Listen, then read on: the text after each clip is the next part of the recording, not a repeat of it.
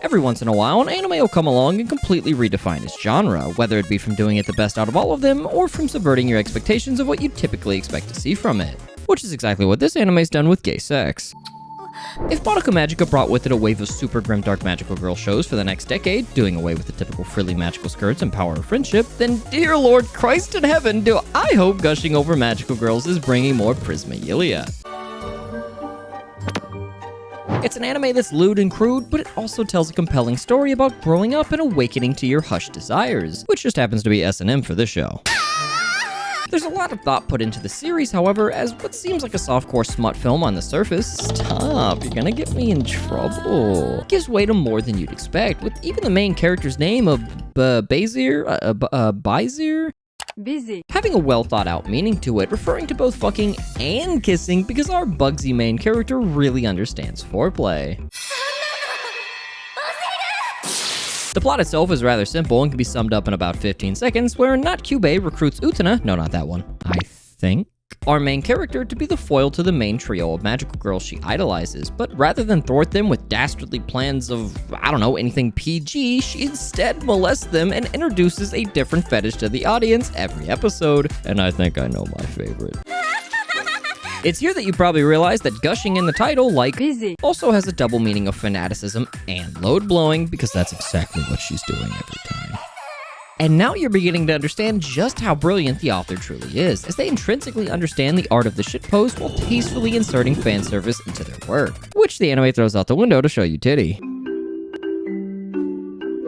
Yeah, the anime goes the alternative route of showing you the goods up close and personal, while the manga uses its medium purely to make a parody and love letter to the genre they clearly love so much. This isn't a bad thing per se, as it gives a reason for someone to peruse both. The manga for its well thought out plot, puns, fights, and double meanings, and the anime for puffy nipples. The production for the anime can be rather cheap in and of itself, and it really doesn't do well with the action sequences, with some episodes like 2 just looking bad overall in comparison to the first episode, but it consistently knocks it out of the park when it comes to the fan service, to the point where the fights looking like shit is basically a running gag, because the second an ass is on screen, the animators go full frieren and pull some of the best animation you've ever seen out of their ass to put it into hers.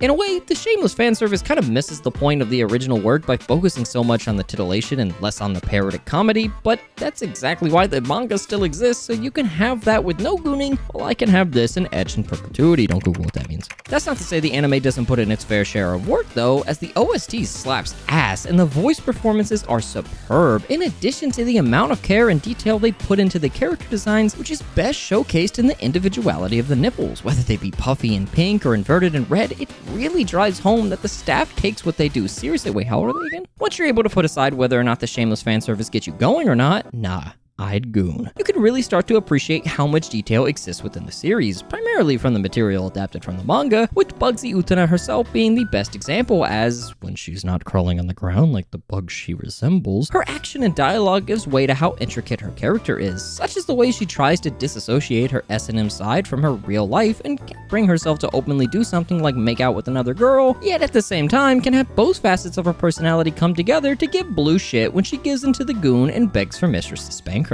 Really need a cigarette after that, like I just feel good. As busy. This makes her sad that her masochistic plaything gave in so easily, and is Utena disappointed that one of the girls she looked up to would fall to depravity so readily, and it shows the depth in a character with pasties on her nipples from a series with spanking in the first 15 minutes.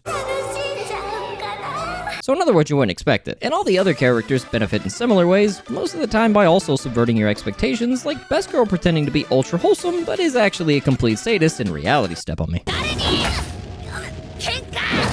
As well as the characters being varied in their domination and masochism, as there is no one size that fits all, which you'd know if you've ever been on Bad Dragon. This is for the 15% of women in my audience. The anime is a fetid bouquet of trash, and it revels in that fact while treating itself very seriously at the same time. Making a good trashy show is art in and of itself, and if you're gonna make anything, you should always go all in with it and truly understand what it is you're presenting, and the anime fits that definition to a T. While it isn't going to be to everyone's liking, the manga is sold out in Japan because of it, meaning it's doing its job of drawing people in, and the anime itself still holds up on its own merit and the way it portrays the original manga's ideals alongside